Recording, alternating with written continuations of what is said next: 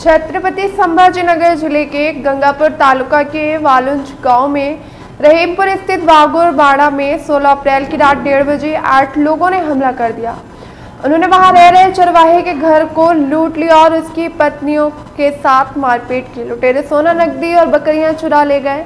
पीड़ित की शिकायत पर वालुंज पुलिस स्टेशन में मामला दर्ज किया गया, लेकिन अब तक किसी भी आरोपी की गिरफ्तारी नहीं हुई है। इस लापरवाही से नाराज महाराष्ट्र शेफर्ड आउटक्राई संस्था के संस्थापक अध्यक्ष सखाराम मालू सरकार ने पुलिस आयुक्त प्रवीण पवार और उप जिला कलेक्टर को ज्ञापन सौंपा है।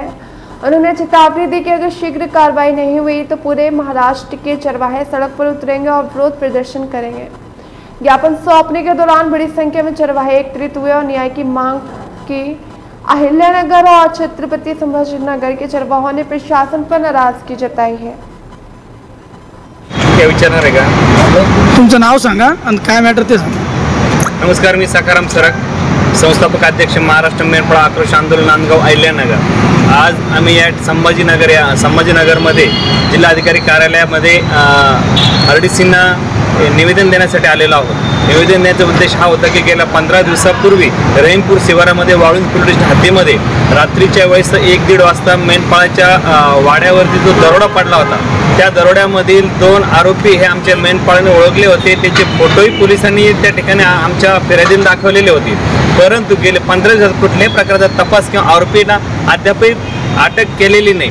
त्यामुळे आम्ही महाराष्ट्र मेंढपाळ आंदोलनाच्या माध्यमातून, राज्यभर सर्व मेंढपाळांच्या माध्यमातून 1 तारखेला महाराष्ट्र दिनाच्या दिवशी मुख्यमंत्र्यांना हा संदेश पोहोचला पाहिजे या उद्देशानं 1 तारखेला 1 मेला महाराष्ट्र मेंढपाळ आंदोलनाच्या वतीनं वाळुंज पोलीस स्टेशन समोर आम्ही शेळ्या मेंढ्यांचं रस्ता रोको आंदोलन करणार आहोत। हे निवेदन देण्यासाठी आज या ठिकाणी आम्ही आलेलो आहोत। जर 3-4 दिवसात जर पोलिसांनी तपास नाही केला तर नक्कीच हे आंदोलन झाल्याशिवाय राहणार नाही आणि 1 तारखेनंतर हेच आंदोलन पुढे उग्र स्वरूप धारण करून पूर्ण राज्यभर प्रत्येक ठिकाणी जिल्हाधिकारी कार्यालयावरती या ठिकाणी आंदोलन करणार अशी आमची पुढची भूमिका असणार आहे। तुम्हाला आता CP साहेबांना काय आश्वासन दिलं? CP साहेबांची ज्यावेळेस आता आम्ही या ठिकाणी भेटलो त्यावेळेस CP साहेबांनी सांगितले की ठीक आमचा तपास चालू आहे आणि 1-2-3 दिवसामध्ये कुठल्या परिस्थितीत आम्ही या ठिकाणी आरोपींना अटक करणार आहोत, तुम्हाला आंदोलन करण्याची वेळ येणार नाही असा शब्द या ठिकाणी CP साहेबांनी आम्हाला दिलेला आहे।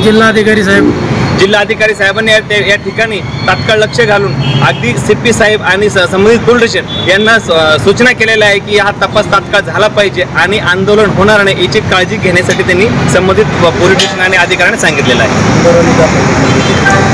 आणि ज्यावेळेस आम्ही या ठिकाणी त्यावेळेस संजय केनेकर विधान परिषद आमदार साहेब या ठिकाणी आम्हाला भेटले। आम्ही त्यांच्याशी जेव्हा चर्चा केली, अगदी साहेबांनी आवर्जून आमच्या समोर CP आणि संबंधित पोलीस स्टेशनला फोन करून सांगितलेलं आहे की बाबांना कुठल्या परिस्थितीमध्ये आरोपीला अटक झाली पाहिजे आणि या मेंढपाळांना न्याय भेटला पाहिजे। खरोखर त्या ठिकाणी आम्हाला खूप मोठं समाधान या ठिकाणी वाटलं की बाबा आमच्या मेंढपाळांचं कोणीतरी या ठिकाणी एका लोकप्रतिनिधीनं या ठिकाणी चौकशी केली आणि या ठिकाणी आपुलकी चौकशी करून त्या ठिकाणी संबंधित पोलीस स्टेशनला किमान फोन करून तरी या ठिकाणी आमच्या समोर सांगितलेलं आहे।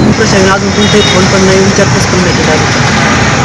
अनेक पुरुष काय होतं कारण वगैरे काय माहिती नाही पडलं, पोलिसने काय तपास केली नाही का? अद्याप तरी पोलिसांनी तपास केलेला असं आम्हाला तरी वाटतं। जर पोलिसांनी तपास आमच्याकडून 2 लोक त्या ठिकाणी त्यांनी आयडेंटिफाय करून घेतली होती तरी अद्याप कुठल्या प्रकार तपास त्या ठिकाणी झालेला नाही, म्हणून या ठिकाणी आम्ही आंदोलन करण्याच्या भूमिकेमध्ये आहोत। नेमकं हल्ला झाला कोणत्या वेळेस झालेला, किती वाजले होते? रात्री 1 ते 1:30च्या दरम्यान हल्ला झालेला आहे। कोणता फाटा होता?